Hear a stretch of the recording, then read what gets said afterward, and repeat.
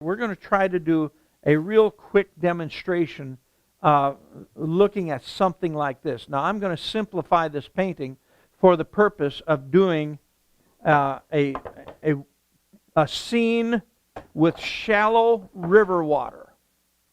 What colors did we use? For the basic drawing, we used white, a little bit of white, some blue, and some dark red to make a bluish purple. A bluish purple. I don't want a reddish purple, I want a bluish purple. Because the bluish purple will cooperate with everything I put into this painting. So, how did we do this? We started with a light, warm horizon color. And we used white, burnt sienna, and a little bit of blue. So I'm going to start with a light, warm horizon color. That's going to go back there. And I'm going to think in terms of that strata that we talked about. Now, the technique of painting that I've shown you is called pool painting. So what I'm going to do is I'm going to take some straight raw sienna and I'm going to put a little bit of blue with it and a little touch of burnt sienna.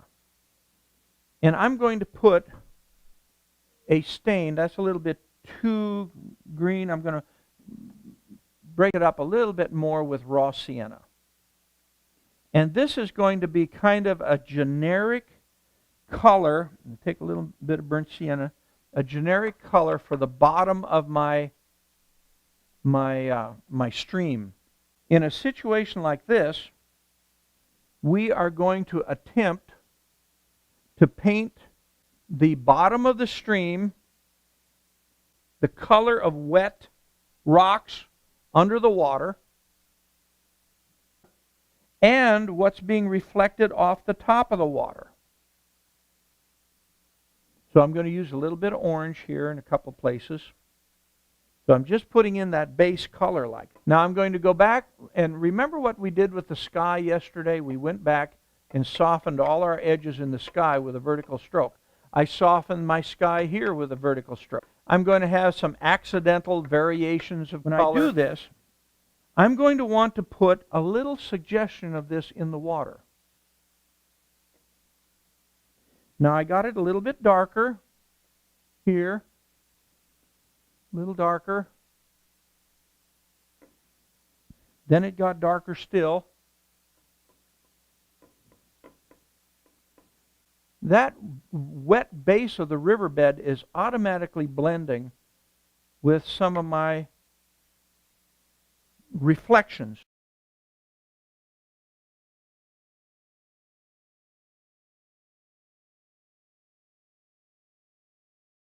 Reflections in water appear to be vertical, while movement in water appears to be horizontal. I'm going to now put the suggestion of reflection in the water with short little vertical strokes.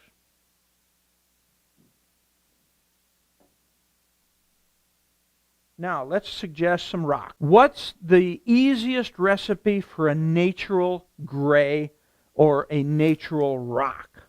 Well, we talked about it a little bit yesterday. I'm going to start with some white, burnt sienna, not right into the white. I'm going to take some burnt sienna here, and blue. Now, as I go into this, look what happens. White, burnt sienna, and blue gives me a natural gray. So I'm going to start, how did we do trees? We started with a number 2 color. Now, if I start here, I can load my brush and start in this area and work towards that bank all the way back there. And as I'm picking up wet paint, I'm causing my paintbrush to show the variations in rocks as I'm going back in space. I have this color. I'm going to take some white in there now and a touch of orange. And voila, I've got the color of some rocks that are being hit by the sunlight.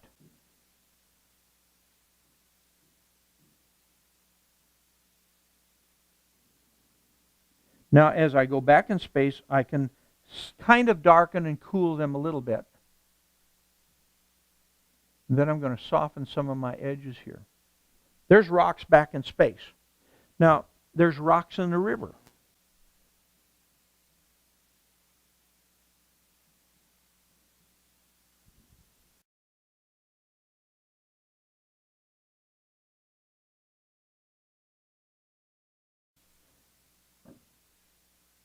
Some of them are a little bit lighter, some of them a little darker. Now I'm going to add some white, and I'm going to show the power of the sun hitting some of them by putting a little touch of orange with it.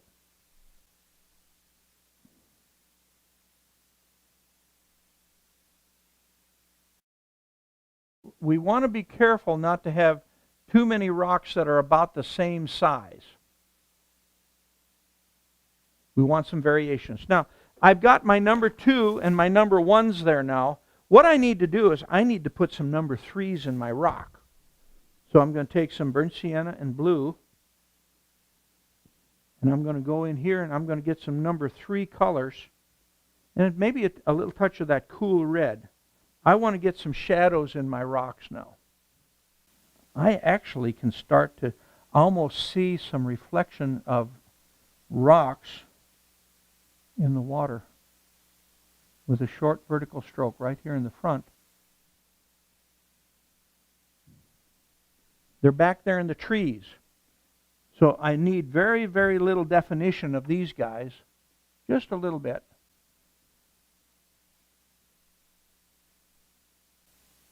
And I'm going to soften these edges up because I don't want too sharp of a line here. Because this is back in the distance. You cannot paint water. You can only paint what's under the water, which is wet rocks, and what's on top of the water being reflected off. Now, we have not shown the design of the shadows in the rocks under the surface of the water. We're going to show the design of shadows, the design of some of these rocks that are under the surface here. There's going to be some darks, but we want them to be darks that are fitting with the design of rocks, fairly flat rocks, that are found in the base of a stream. And those rocks have cracks and crevices.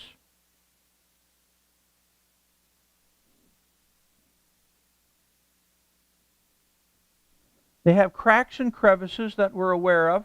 Some of them are a little bit longer than others. Okay? So little variations. You can only see them right here in the front. Now, with those rocks, some of them are being hit by sunlight and appear, so you have a pattern of light and shadow in the bottom of the stream. So I'm going to try to show where the light is hitting the surface of some of these rocks that's under the water. Get the warmth of the sun.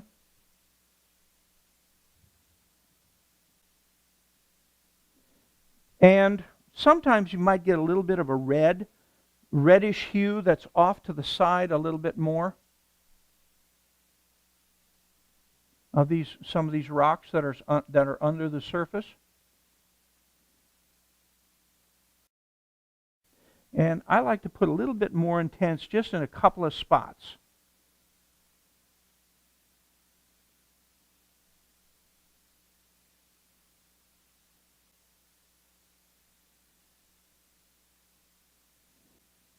Lighten this up a little bit more. I want this to be the lightest rock right here.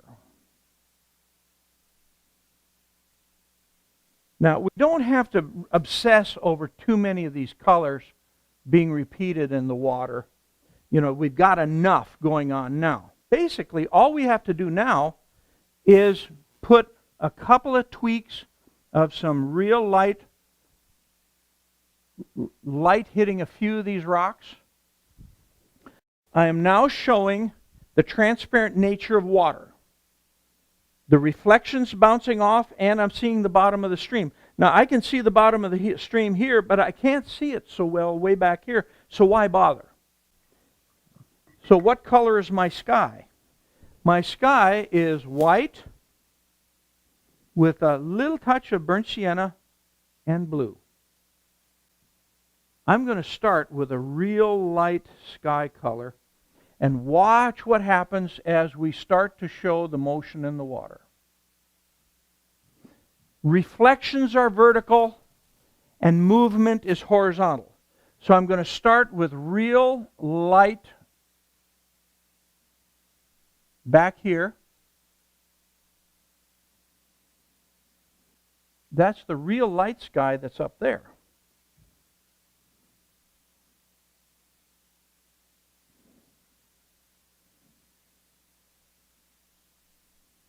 As I come forward, I want my sky to get a little bit bluer.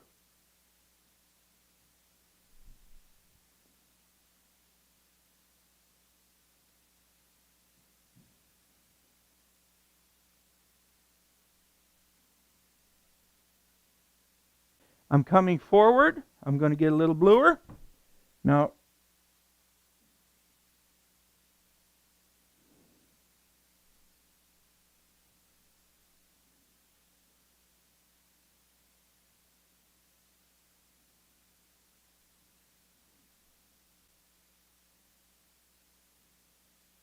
as I get down here, I find that I'm going to have to get even bluer. Now, in this shadow area back here, definitely darker. It's going to come off a little darker in that shadow area. And over here, I want it to be a little darker.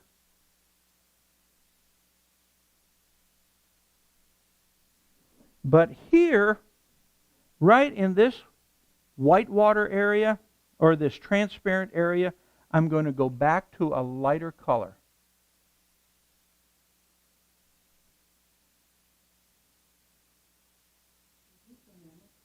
This is the hammer stroke. That's a good question. I'm using a hammer stroke, which is bang, bang, bang, bang, bang on the knife edge of the brush.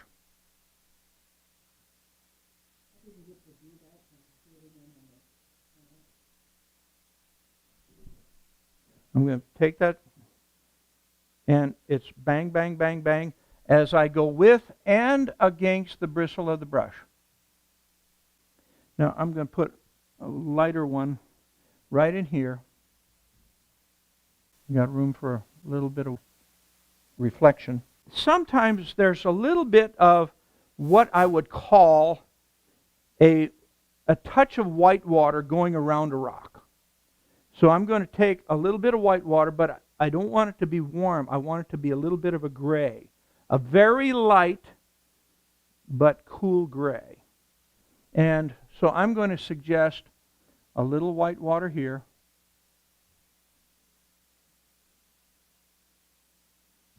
And maybe a little trough of white water here. So water is, you paint, if you can see it, if it's shallow water in a stream bed, you paint water by painting the stream bed that's all wet, and then you paint it by what's being reflected off the surface, and then the movement, okay, the reflections are vertical, and the movement is horizontal in appearance. So you do the vertical reflections first, and then after you've blocked everything in and repeated things where they need to be repeated, as far as what's above and what's in the water, then you go ahead with your movement, which appears primarily horizontal in nature. Okay, that's it.